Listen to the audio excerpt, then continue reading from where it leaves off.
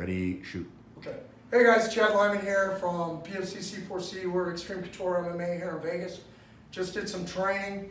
As you guys know, I'm a copper. I've got one of my copper brothers here in Vegas training with me. John Mayer, School District Police Department. Yeah, and John's been training here at the gym for a long time. I got a question recently about a department back in the Midwest, and they did a drill where they brought their guys in to talk to a suspect. I don't know if the room was just like this, but they said in a room. When their guys came in, they had their duty rigs on. I've got a personal carry holster on. It's got single retention on it, and we'll be utilizing a SIRT gun today for training with the laser inert gun, training gun. Any weapons we use today, any weapons you see on me, they're all training weapon systems. Any weapon the suspect presents will be the same. So basically what they did is they had their guys come in, start to talk to someone here. Unbeknownst to their guy, he has a knife. The knife is behind John. As they're asking him to leave and stuff, the guy says, "No, let me see your hands." The guy comes out with the knife, and they're going to their gun, and everyone got stabbed before they could get any rounds off, even if they got in a fight and eventually shot the guy. And this was a simunitions section. This was a simunitions event. They also gave this guy a gun. And in every single iteration, the bad guy got effective hits first with either the blade or the weapon or the gun, or it was a tie, and a tie's a loss. You're losing. He shoots me at the same time I shoot him. That's no good. So we want to win. What I want to suggest to you guys, and the way we'll show to solve this today is a way. It's not the way. There's always more than one way, guys. And just because I have a point of view doesn't mean it's right. But I have my point of view from training and experience and putting a lot of hours into this stuff. Once I get at this range with John, everything on my bat belt, if I had a full bat belt for work, is secondary weapon systems. My primary weapon system is my mind, my verbals, the way I present myself, my observed presence, and then my hands. And if you guys out there in Watcherland are not training with your hands for either self-defense, if you're a gun guy, I'm a gun guy. I'm going to go to my gun. Yeah, that's restricted in America. There's only certain times we can go to our gun. And then secondly, at ranges like this, that can become very problematic. So we're going to drill the way they did it first, and we're going to look for effective hits. Now, I'm going to use, at this range, I'm not going to have to use my sights.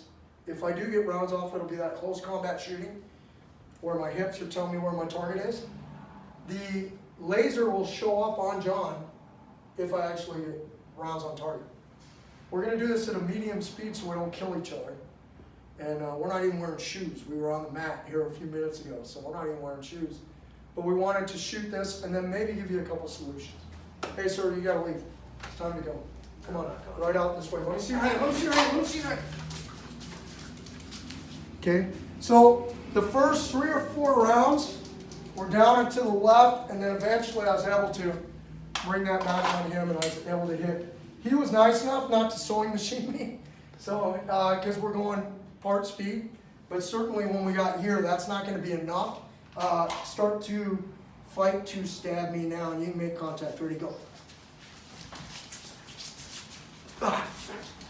You can take the gun too. Ready, go.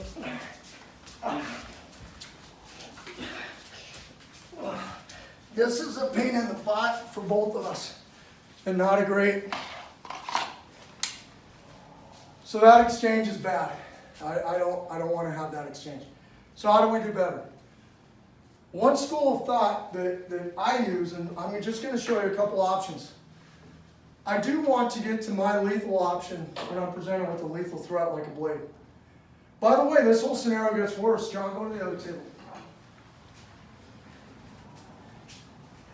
If he's at that table, we all know as coppers. PJ Lender's on the camera today. We appreciate him staying and filming this.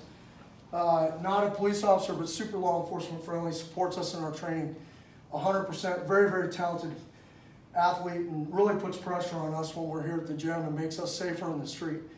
So PJ's on camera today. You can roam around wherever you need to get an angle. If John were positioned here, guys, of course I don't want to be here. There's nowhere for me to go. This is bad, but we sometimes get in these bad spots. So this becomes an even crazier drill here, though. this becomes an even crazier scenario for me here. I'm in trouble.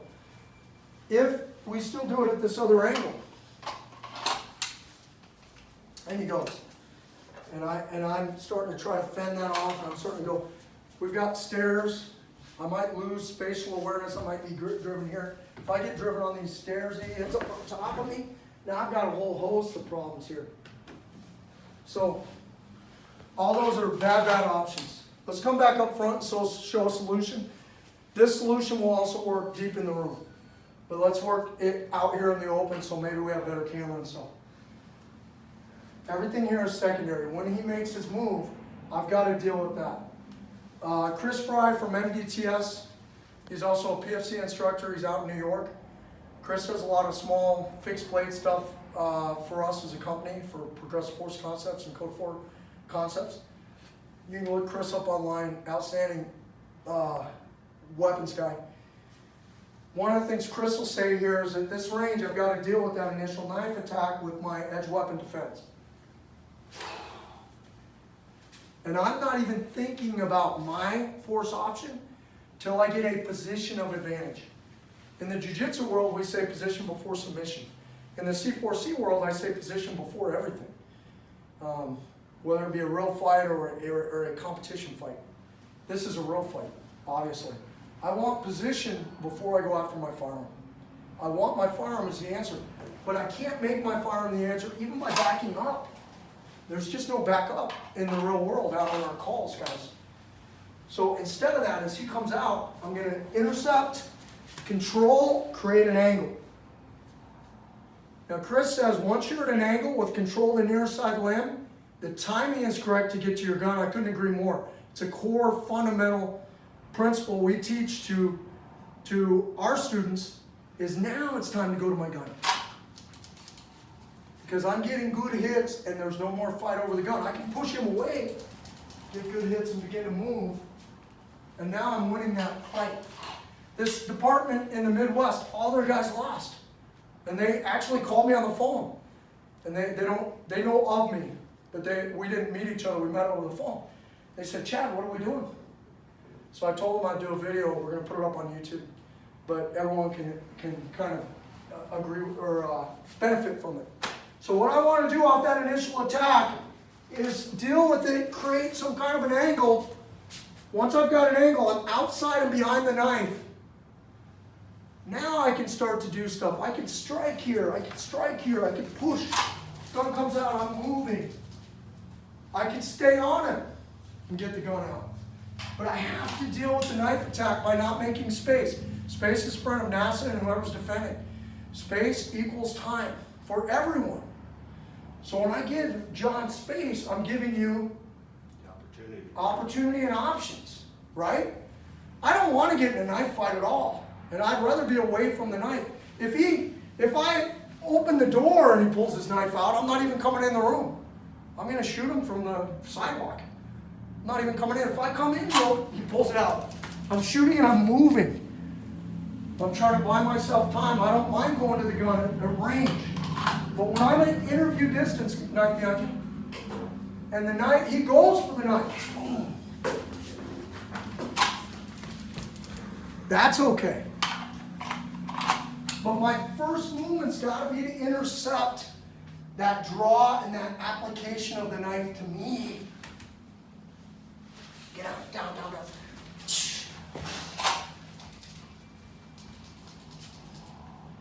And I'm starting to find him as I'm moving and making space.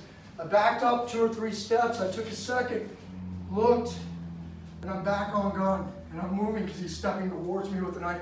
That threat's still imminent. It's still active. It's coming after me. We go deeper in the room. This becomes a bigger principle. Now there's nowhere to run because in a fight we get tunnel vision, elevated heart rate, hard to think of options. Everything becomes kind of cavemanish. And backing up and negotiating while fighting a dude with a knife is super hard. So he sits here, he makes his move for that knife. I'm coming into him. I'm here. I'm knocking him over the table. Now my gun comes out. Now I'm starting to go to my firearm. And I'm outside and behind that knife.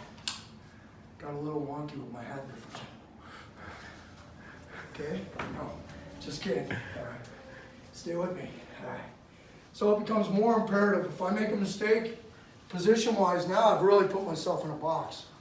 Now it's hugely imperative that the knife comes out and the fight starts. And I'm dealing with the knife. Now my gun comes out. I might have to stay on him as I start trying to shoot him. Kick. Now I'm moving laterally, getting out of that space. Gun up. So we're going to do a couple reps, just at medium speed. One from here, one from there. Think back to the beginning of the video. This is a potential solution. This is not a tutorial. We teach this stuff broken down for police departments, military units around the world at Progressive Force Training, pfctraining.com. We teach this stuff through our Code 4 Concepts, or C4C curriculum, which is our combatives.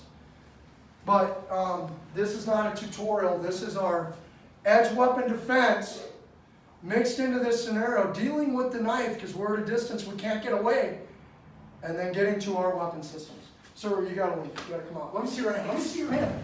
See your hand.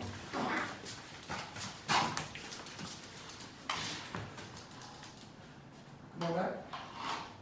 We're gonna go from all three positions, even when I'm in the bad position that I shouldn't be in. Hey, let me see that hand. Let me see your right hand.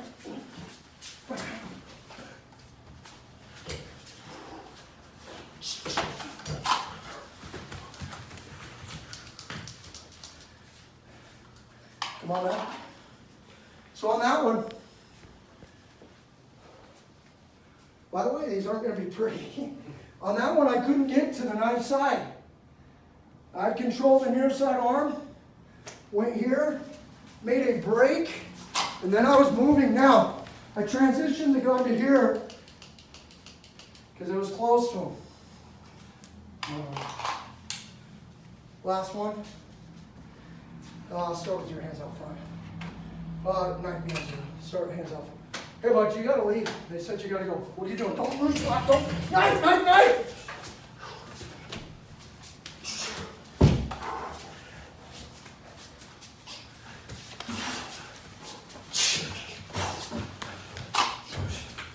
Put it down now, on the ground, put it down. Move this way. Don't you reach for that, I'll shoot you in the face. Out. Come to me, on your belly.